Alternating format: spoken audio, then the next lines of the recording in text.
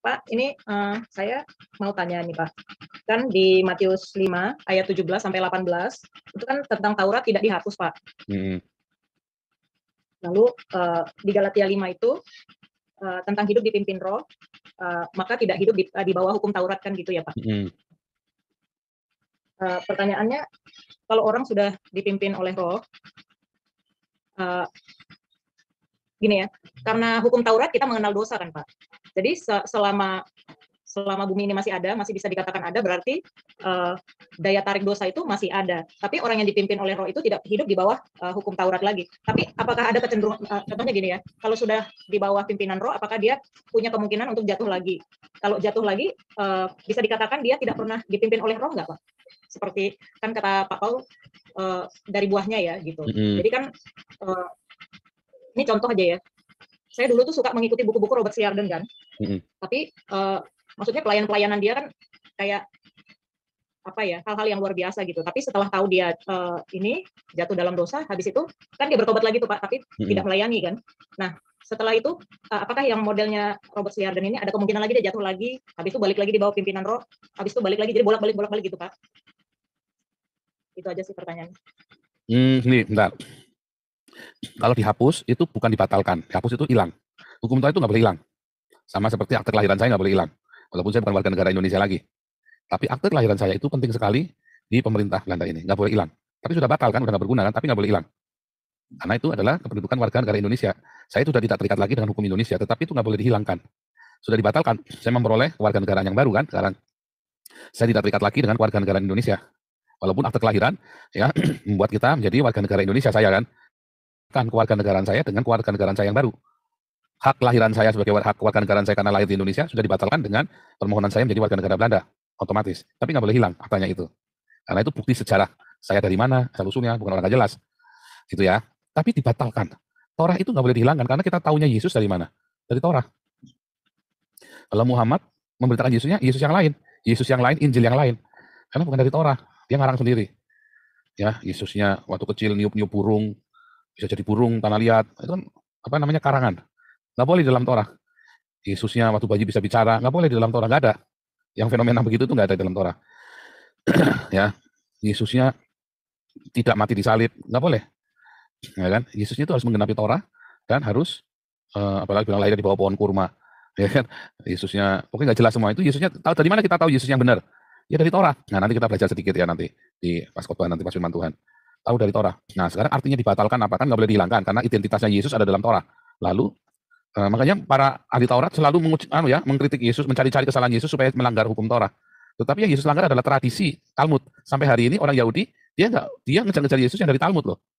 Bukan yang dari Torah mereka. Tafsirnya Talmud yang dikenakan kepada Yesus bilang, "Oh sorry, aku tidak mengenapi Talmudnya kamu, aku mengenapi Torah."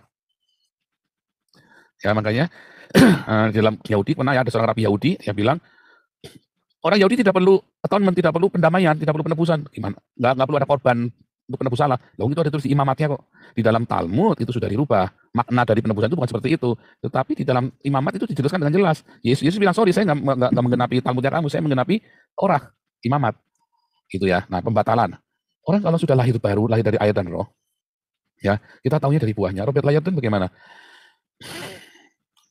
Anda kan nggak kenal Robert Liardon kan, cuma baca dari bukunya saja. Saya melihat surga, saya nggak percaya loh. Surganya yang digambarkan oleh Robert Liardon. Itu berbeda dengan surga yang digambarkan oleh Tuhan Yesus. Ya, saya tidak percaya dengan surga yang digambarkan oleh si Robert Liardon. Ya, karena surganya berbeda dengan yang digambarkan oleh Yesus. Satu, itu. Kedua, kita nggak tahu buahnya Robert Liardon ini apa. Apakah dia berdiakonia? Semua kelahiran baru selalu diawali dengan diakonia.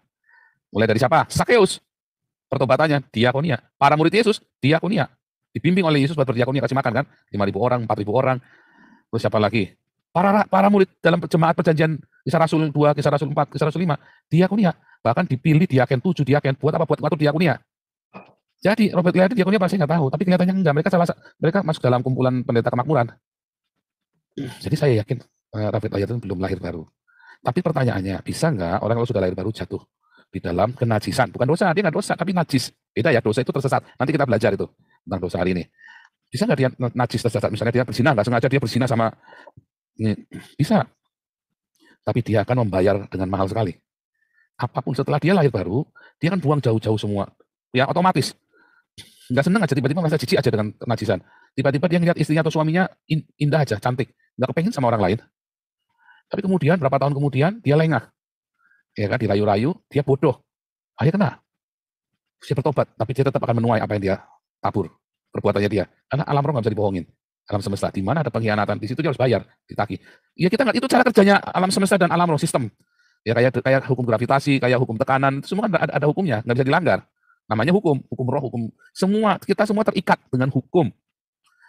Ya kan? Nah, terus kemudian kita ikut sama Yesus, kita sudah dilepaskan, tapi begitu kita lepas dari Tuhan Yesus, kita langsung balik ke hukum itu lagi.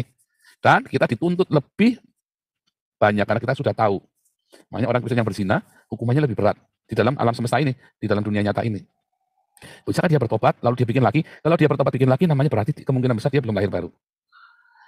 Karena orang yang lahir baru, dia bisa jatuh di dalam perzinahan, tapi tidak akan jatuh bangun. Kalau jatuh bangun namanya memang dasarnya belum lahir baru.